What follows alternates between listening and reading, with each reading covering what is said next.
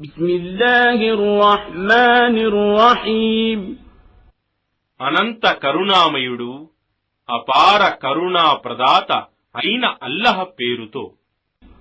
యా అయ్యుహల్ ముజమ్మిల్, ఓ దుప్పటి కప్పుకున్నవాడా, ఖుమిల్ లైల ఇల్లా ఖలీలా, రాత్రంతా నమాజులో నిలబడు, కొంత భాగాన్ని విడిచి.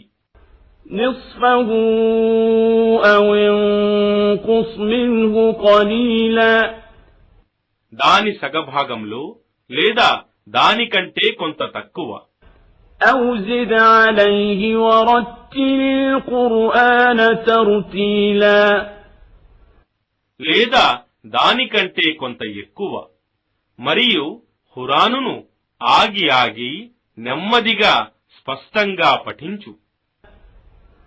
ఇన్నా సనుల్కీ అలైక ఖౌలన్ సకీలా, నిశ్చయంగా మేము నీపై భారమైన సందేశాన్ని అవతరింపజేయబోతున్నాము.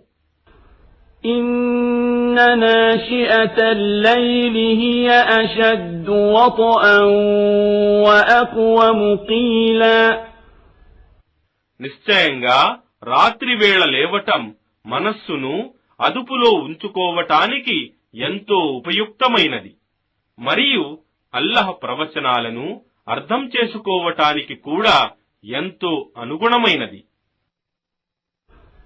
ఇన్న లక ఫిన్నహారి సబ్హన్ తవీలా, వాస్తవానికి పగటి వేళ నీకు చాలా పనులుంటాయి.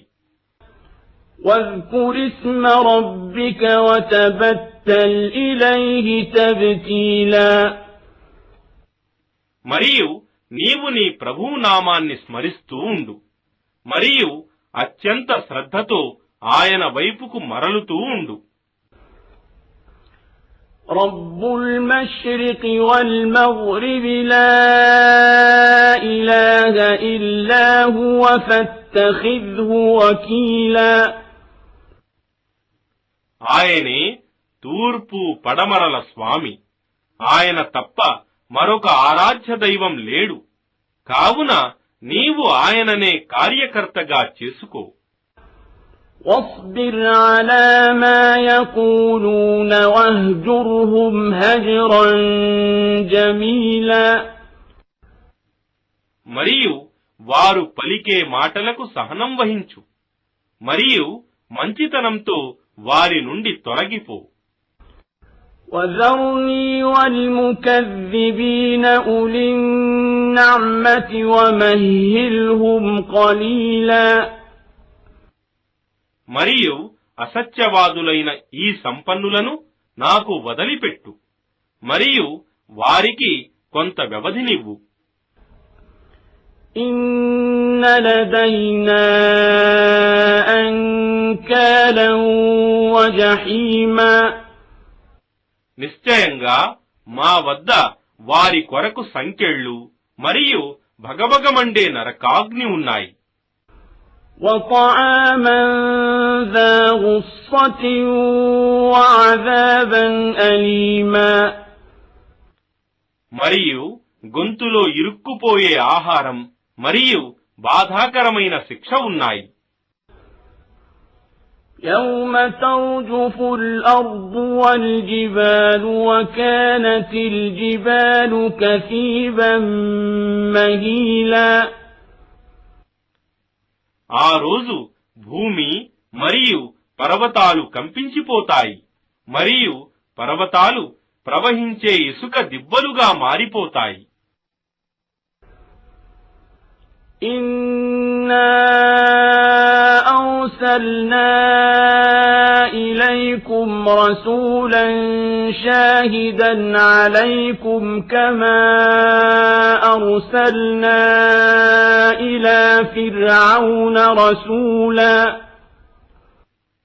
మేము ఫిరౌను వద్దకు సందేశహరుణ్ణి పంపినట్లు నిశ్చయంగా నీ వద్దకు కూడా ఒక సందేశహరుణ్ణి మీకు సాక్షిగా ఉండటానికి పంపాము.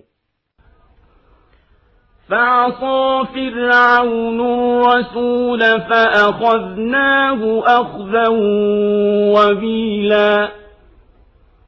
కాని ఫిరౌన్ ఆ సందేశహరునికి అవిధేయత చూపాడు.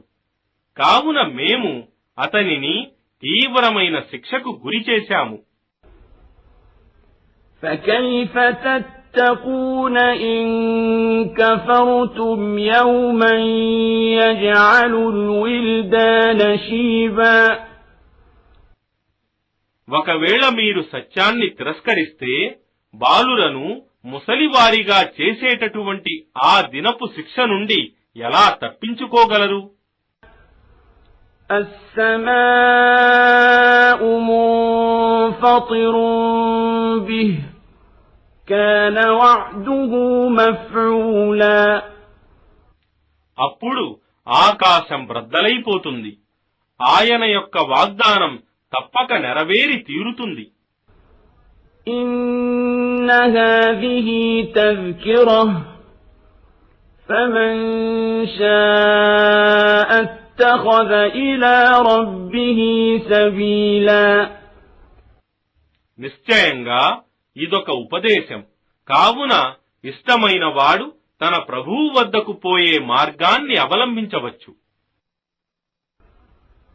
إن ربك يعلم أنك تقوم أدنى من ثلثي الليل ونصفه وثلثه وطائفة من الذين معك والله يقدر الليل والنهار علم أن لن تحصوه فتاب عليكم فاقرؤوا ما تيسر من القرآن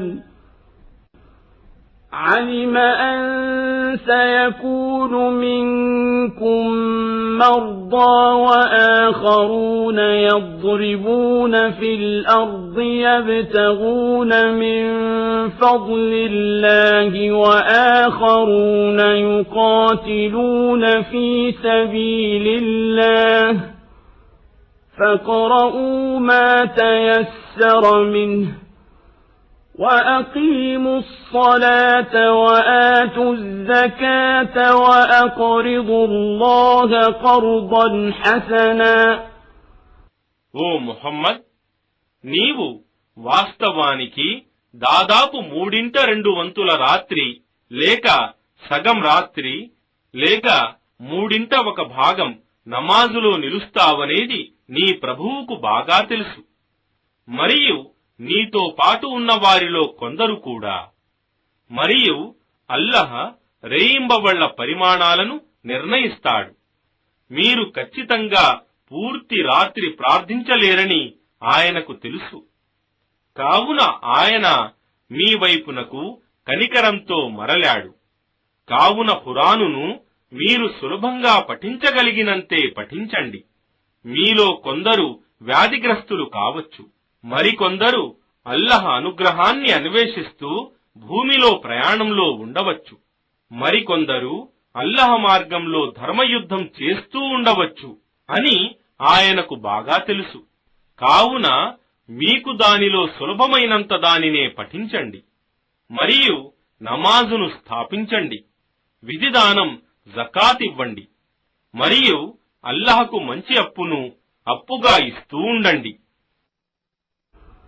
وما تقدموا لأنفسكم من خير تجدوه عند الله هو خيرا وأعظم أجرا واستغفروا الله إن الله غفور رحيم.